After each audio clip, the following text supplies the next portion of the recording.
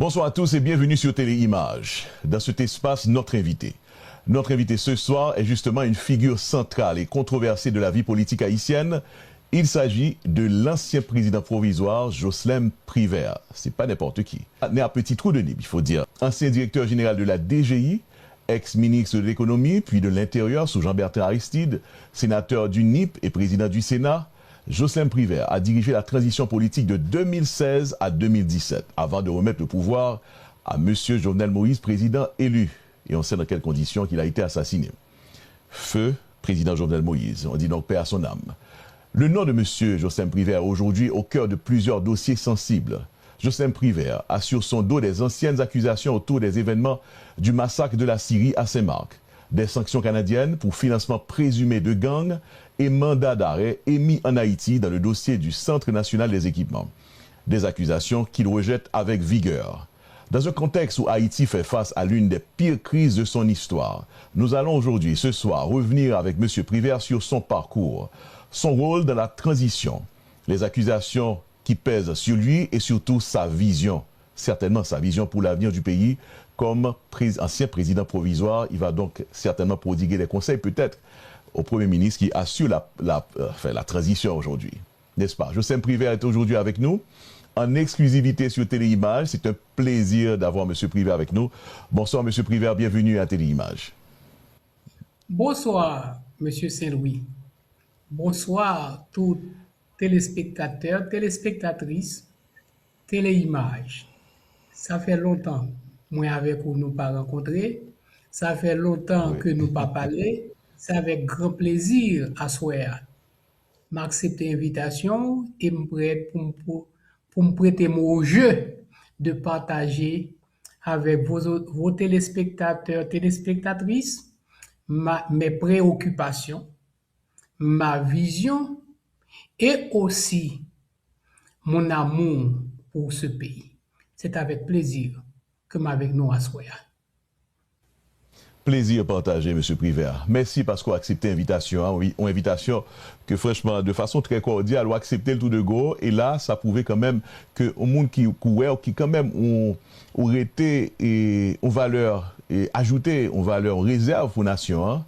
Je veux dire, nous pas regarder qui gens nous capables de faire causer sous pays ça, que nous tous nous remet, que même on gagne un monde en cœur pour lui, et peut-être aider les gens qui ont même tout, journée jeudi à là, et au timon des affaires.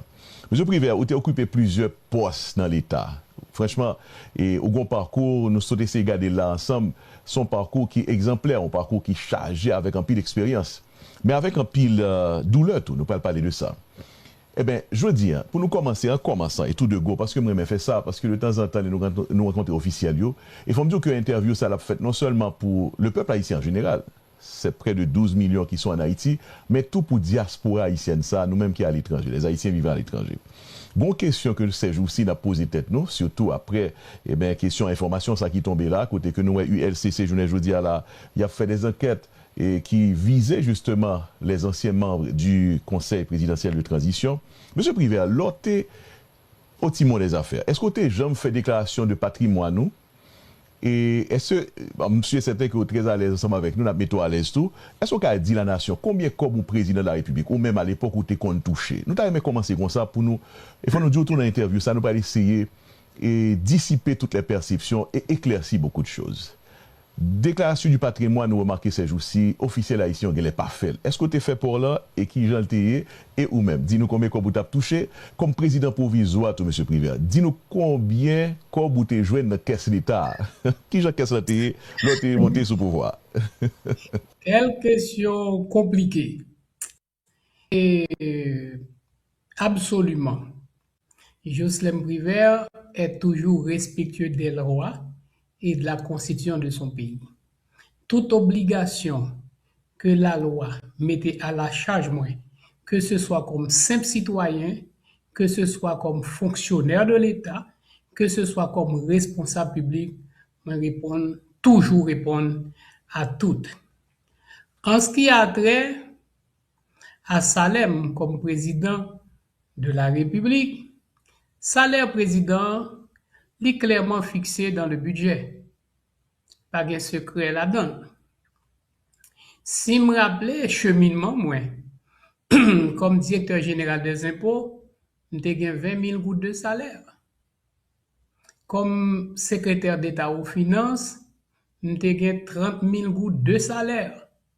Comme ministre de l'Intérieur, j'ai gagné 50 000 gouttes de salaire. Non, comme ministre de l'Intérieur. Comme sénateur de la République, j'ai gagné 121 000 gouttes de salaire. Et comme président, 250 000 gouttes de salaire. Mais 250 000 gouttes, pas rentrer dans main comme revenu. C'est le salaire brut. Et de ce salaire brut, que ce soit à la DGI, aux finances, au Parlement ou à la présidence, il va déduire là-dedans les obligations qui sont mises à votre charge, parmi lesquelles 8% à titre de fonds de pension, 1% c'est caisse d'assistance sociale, 1% fonds d'urgence, 1% de la contribution au fonds de gestion et de développement des collectivités territoriales, et finalement l'impôt sur le revenu.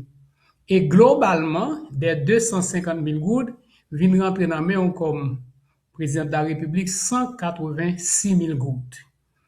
Et le budget, la loi, te permet un complément de salaire qui en aucun cas pas qu'à dépasser 30% du salaire global. Ce qui veut dire, l'on gagne 250 000 gouttes de salaire, ou gagne 30% qui vaut 75 000 gouttes de complément de salaire. Complément de salaire, ça, lui compenser en quelque sorte les retenues qui étaient pratiquées sous salaire là.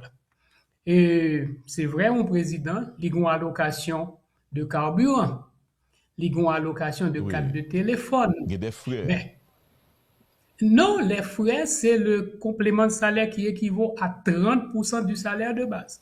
C'est ça qui constitue le revenu. Qui entre dans le salaire. Qui entre dans le salaire, dans le revenu comme salaire que vous payez. Et il n'y avait pas de carte de débit.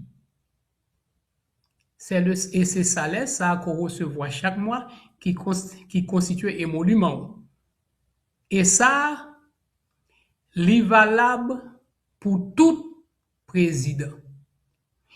Aujourd'hui, dans l'ensemble de la fonction publique, en plus du salaire de base, complément de salaire là, il y a une propension à accorder à tous les fonctionnaires une carte de débit qui, dans bien des cas, dépasse de très loin les salaires qui sont reconnus et autorisés à travers le budget de la République. Très bien, très bien. Merci pour ça, Wapé Clessi. Nous, surtout que même dans la question budget, dans la question finance, où tu es évidemment au son monde qui est très près dans le chiffre et dans l'argent de l'État, puis tu es directeur et DGI, Direction Générale des Impôts. Merci pour ça, parce que je pense que c'est important pour nous commencer comme ça, pour nous éclaircir tout le monde, pour tout le monde comprendre. Parce qu'il y a des gens qui ont une perception que le président de la République, là, eh bien, il a une équipe qui rentre dans le mail, certainement, il fait cobli, et non seulement il a un salaire, il a d'autres façons de faire cob. En fait, nous allons regarder un peu plus tard qui gens ça fait et qui si ça fait effectivement. Parce que quand même, il y a pile rumeur, il y a pile, et souvelé, il y a pile perception dehors. Mais maintenant, comme ancien président provisoire, qui gens a décrit en quelques mots état de la nation, ça pays en tourné journée jeudi à là, sous plan sécurité, politique et sociale, qui j'aurais question ou même en tant que citoyen et comme ancien président provisoire quand même, ou te font transition, je dis à l'organe des pays, qui saurait? C'est avec Siri. Et lorsque le Devoir m'avait appelé en 2016 à occuper les hautes charges de l'État, moi j'étais motivé par le souci de restaurer la stabilité politique et institutionnelle du pays. M'te quoi, seule la stabilité politique et institutionnelle capable de garantir pour que des investissements puissent être réalisés dans le pays pour produire de la richesse, créer des emplois et améliorer les conditions de vie de nos compatriotes. Malheureusement, les nouvelles autorités ont failli à leur responsabilité de respecter les échéanciers électoraux. Ainsi, Des élections sénatoriales attendues en 2017 n'ont pas été tenues.